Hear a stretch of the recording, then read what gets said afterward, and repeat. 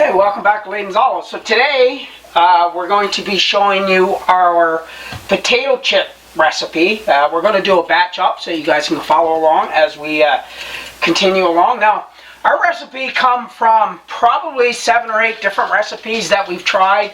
We've watched online. We tried the recipes. It didn't work that great for us.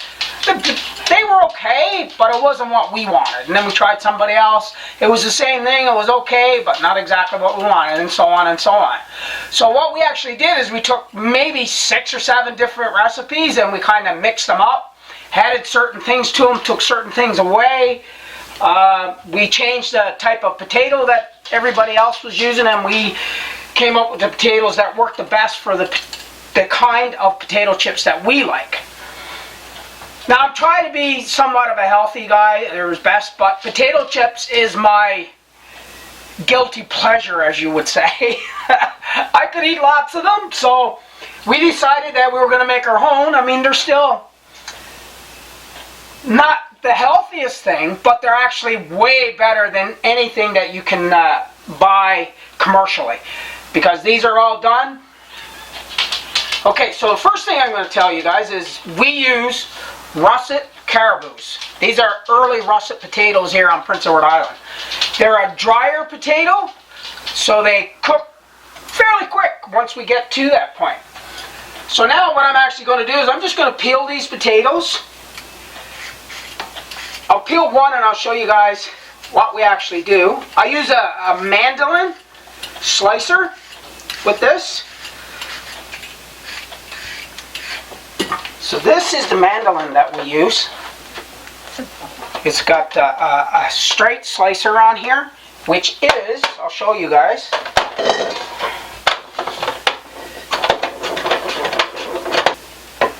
This is how thin they are. They're around 1/8 of an inch thick. That's the size that we think that works the best. So Dale, you want to put these in water now? Mm-hmm. Let's cold water in there. As he's doing more potato chips, we put it in just plain cold water, and we'll keep soaking them in the water, and we'll keep rinsing the water until the water comes clear. So yeah, this is when they're cloudy.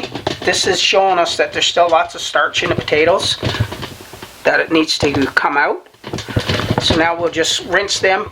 We just pour that water out. Mm-hmm. And we'll put new water in, and we'll keep doing that until the water actually becomes clear, and that means most of the starch has been taken out of the potatoes. Now when we do this, we do enough potato chips probably for, well, I don't know, 3 or 4 nights.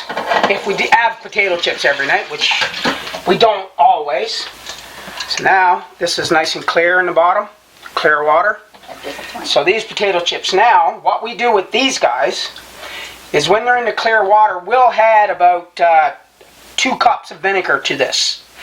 Now what I'm actually going to do is, we're just doing this to show you guys what we do at the beginning. Now yesterday we did peel our potatoes for what we're doing today, because when we put our potatoes in vinegar water, it's we leave them in the freezer for at least, or in the fridge, I shouldn't say the freezer, but in the fridge for about 36 hours or so. Or even longer if you like. We've left them in there for 2 days, 3 days once, because we just didn't get to making them. But and they were still fine, worked out quite well. So these are the ones we did yesterday.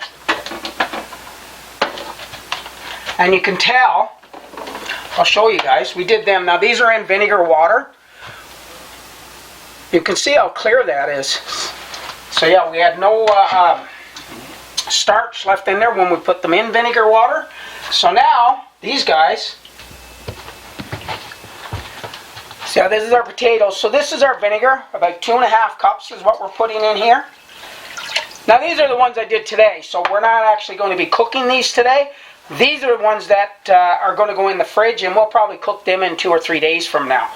But we're going to take you along and show you the ones that I just took out of the fridge. How we actually blanch them in boiling water. Now I've already done most of these. I just sewed the last part so that you guys can actually see exactly what we do. So the water's boiling. This is how we blanch them. We try to put them in so that they're not all sticking together. And we'll let them sit in the water for about 2 minutes or so. But the thing is once you put them in here, the water cools down almost instantly and it stops boiling. So you kind of got to wait for the water to boil, and then I don't really think it makes that much of a difference, but I would blanch them for at least 2 minutes. And you kind of need to move them around so that you make sure the hot water gets in between each potato so that they're blanched all the way around. And once we get them blanched, this is something that we added to it, is after we blanched them, we'll put them in ice cold water just for a few seconds, or we can actually leave them in there for a while, because we take them out from there, and I'm going to show you guys now in a sec what we do after. These are just about ready to come out of there.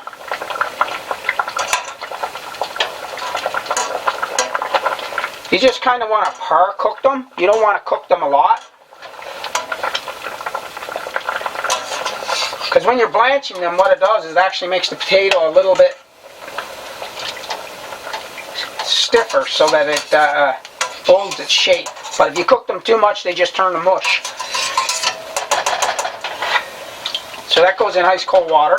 We're done with water now because we have them all done. I'm going to show you guys exactly what we do. You can actually see this is a full cloth of potatoes down here. Now what we actually do is we take out, my wife's cooling down the ones I just took out of the hot water. Now these are the wet ones, and what we do is we usually put a pile of them down, and my wife will go along and just kind of tap them down. Now we're actually using a bath towel that we stopped using for beaches or anything like that years ago, and we only use it for food purposes now. Every time we're doing canning or things wet, food's got to go on something, this goes on to this guy here, this big towel. And when we're done with it, my wife bleaches it out in the washing machine and puts it in a dryer, and so that's why it's nice and clean and safe and sterile for our food. So we got that part done. It's a pretty simple process actually. So now, this is our oil. Well, it's actually our lard actually. I've already heated it up a little bit. Now I'm going to turn it up full. Now I've already added some, but I want to show you guys. I wanted to show you guys that this lard is lard from the hogs that I grew last year, and this is the lard that I rendered last year. There is a YouTube video that I put out on how to render lard, and this is the lard that I'm actually using now. And we've been rendering lard for, oh wow, a long time, many years. Because we don't use vegetable oil. That stuff to me is toxic. I wouldn't even feed that to my dogs. The last time I used vegetable oil, this is another video I put on YouTube. It was, I think this one was called The Way My Grandfather Did It. And what I did is I took the vegetable oil and I burnt the base of my post that I was putting at the front for a sign, and I poured the vegetable oil over the bottom of the base. That's about all it's any good for. I would never use it for anything else. That stuff is toxic as toxic gets. So yeah, so now what I'm actually going to do, we have to let this oil, lard, get really hot because it needs to be almost at the burning point so that when we put in the potatoes, or our potato chips, it bubbles instantly. And I'll show you something that we figured out along the way, because the first time we did this, I kind of panicked. I thought my stove stopped working when I was doing them. So, I'm going to show you guys what I mean. I'll just go along and I'll show you exactly what I mean. But then I figured out, oh, this is how you can tell that it's actually done.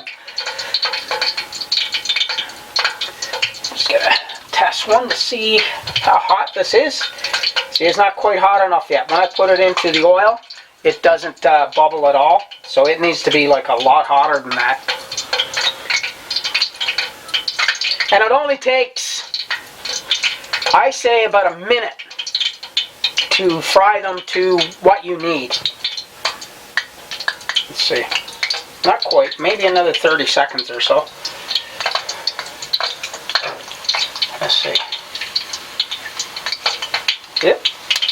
Now you notice I'm just putting them in one at a time, because if you put them in too fast, they'll maybe, you know, they could possibly stick together, and we don't want that. You kind of got to be a little bit quick at it though, because if not, you're going to have them fry at different times, or I should say, ready at different times, which is something we don't want. We want them to cook, each pan cook at equal time.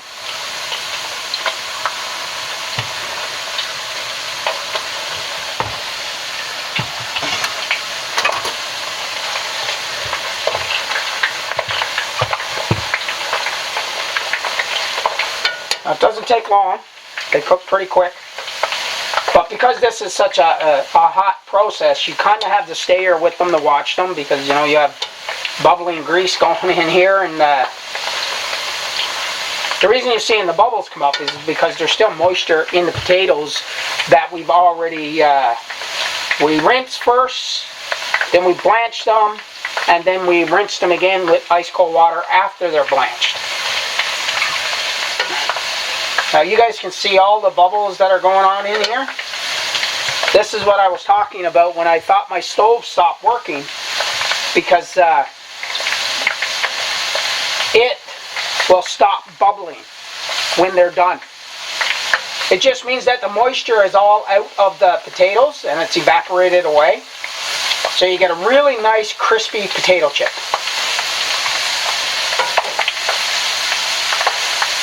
So yeah, the first time I did this, I didn't understand why it stopped bubbling. I thought the element in the stove gave up working and the oil was cooling off. I really did, until I kind of looked at it closer and I went, no, it's still hot down there. But it did. It actually looked like the oil cooled off until I realized the oil was actually starting to smoke.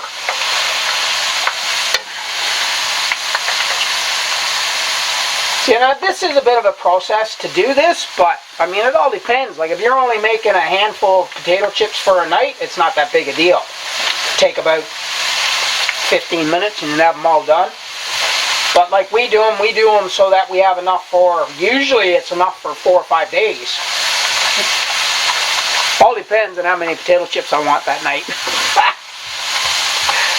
But yeah, if you're looking at this now, you can actually see that the bubbles are actually starting to go away. There's not many bubbles left in there now.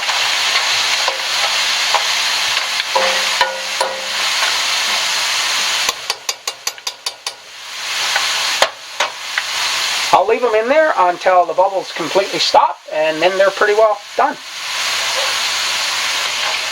Now the thing with this is though, once the bubbles stop, you have to be pretty quick on taking them out, because they are so thin, they will go really dark really fast. Once they start going dark, it's almost an instant thing where they'll actually turn color.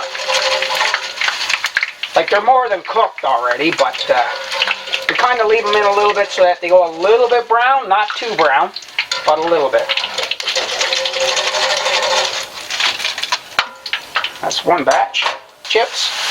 But I add salt to them when they're a little bit wet, so that the salt will stick to them. I love potato chips. And I really didn't like eating the ones that you buy in a store, because they're usually always got, there's probably 50 ingredients in there that doesn't need to be in there. So yeah, we got all of our potato chips are all made. These are the batches that we made today. Bring that one up a little closer so you guys can see it. They worked out beautiful. They taste great. Now I'll show you the crunch.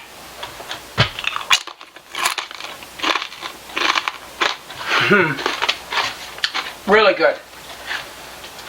Yeah, so, I mean, we've been looking for a potato chip recipe forever. not so much a recipe, but how to actually do them. Get the right flavor, the right texture. We made them before, but if you didn't heat them right away, they would get soft over time. And we didn't like that. That wasn't very good. But these are absolutely perfect, the best. So it took a while. I don't know how many times we've tried to get the perfect combination of everything that we did. And we finally figured it out. So yeah, I hope you enjoyed the video. Maybe consider subscribing. Leave us a comment and let me know what you thought of our potato chips. We will be leaving a recipe in the bottom. It's not much of a recipe, but we'll explain everything that we did. Yeah, stay safe, stay healthy, and I hope you enjoy your potato chips, and thanks for watching.